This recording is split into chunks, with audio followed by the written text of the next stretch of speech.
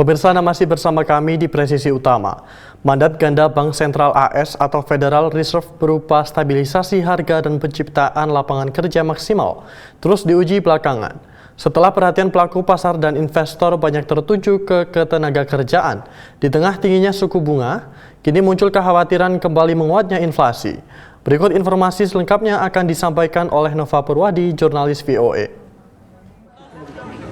Salah satu indikator laju inflasi menunjukkan peningkatan harga lebih moderat dari perkiraan. Indeks harga pengeluaran konsumsi pribadi atau PCE meningkat 2,4% secara tahunan, lebih rendah dibandingkan estimasi sebesar 2,5%. Ini masih di atas target Bank Sentral Amerika Serikat atau Federal Reserve sebesar 2%. We saw numbers that were largely in line with expectations, but it's important to remember those expectations were for inflation numbers to be still elevated, to show continued signs of elevation, and to be well north of the Fed's preferred number of 2%. And we're not even where things round to 2%. We round to 3%, and we see some signs of those numbers beginning to increase and tick up in speed. Tanpa menyertakan pangan dan energi, dua kebutuhan yang harganya memiliki volatilitas tinggi, peningkatan PCE inti berada pada angka 2,8%. Dua indikator utama laju inflasi yang telah terbit sebelumnya juga menunjukkan peningkatan signifikan setelah kurang lebih setahun ini turun secara teratur. Indeks harga konsumen atau CPI menunjukkan peningkatan harga secara tahunan dari 2,6% ke 2,7%. Sementara indeks harga produsen yang memantau harga di tingkat grosir meningkat ke 3%, setelah sebelumnya berada pada angka 2,6%. The Fed sendiri akhirnya tetap menurunkan kembali suku bunga acuan pada pertemuan terakhirnya untuk 2024. We see the risks as two-sided, moving too slowly and needlessly undermine economic activity in the labor market, or move too quickly and needlessly undermine our progress on inflation. So we're trying to steer between those two risks. And on balance, we decided to go ahead with a further cut. Tapi Bank Sentral akhirnya merevisi proyeksinya untuk tahun 2025 dengan kemungkinan 2 kali penurunan suku bunga, lebih sedikit dibandingkan proyeksi sebelumnya. I think the Fed's trying to tell you that we're in an environment, I think growth's pretty good. I think inflation's going to be higher than expected, and I think they're trying to signal to the market that things are an environment where they don't want to continue to stoke these kind of animal spirits, if you will, by lowering rates and really adding more risk to the market. I think the Fed gave us their view of what's going to happen in 2025. That's for 2 rate cuts from the dot plots. That used to be 4. I think the Fed is signaling very strongly to us that data dependency means really paying attention to inflation. We'd thought the shift had been made just to the jobs market. The Fed had been vocal about that. But now we hear Fed Governor Hammack making very clear that this could also be an inflation story for 2025. So data dependency really is the Fed paying attention to everything all at once. Dalam iklim usaha dengan suku bunga tinggi, penciptaan lapangan kerja belakangan terus tertekan. Dari Washington DC, Nova Purwadi dan tim VOA. Rusia telah lama menganggap negara-negara Balkan sebagai bagian dari lingkup pengaruhnya, tetapi fokusnya pada perang di Ukraina menciptakan kevakuman di wilayah tersebut. Turki pun mengambil kesempatan untuk memperluas perannya, dan berikut kita simak informasi selengkapnya dari VOA. Presiden Turki Recep Tayyip Erdogan telah meningkatkan upaya memperluas pengaruh Turki di kawasan Balkan. Dia menjamu Perdana Menteri Montenegro pada bulan Desember, setelah berkunjung ke Albania dan Serbia pada bulan Oktober.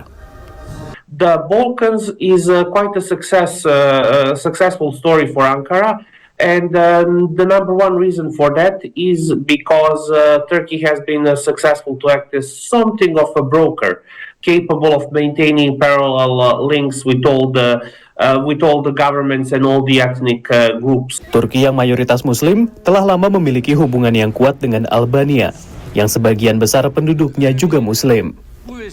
Erdogan juga mengembangkan hubungan yang kuat dengan Serbia, yang dibangun di atas penguatan hubungan ekonomi dan hubungan pribadi dengan Presiden Serbia. Rusia secara historis menganggap Serbia sebagai bagian dari lingkup pengaruhnya, tetapi belakangan terganggu oleh perangnya di Ukraina, sesuatu yang menguntungkan Turki. Definitely, Russia has always used Serbia for its own strategic interest.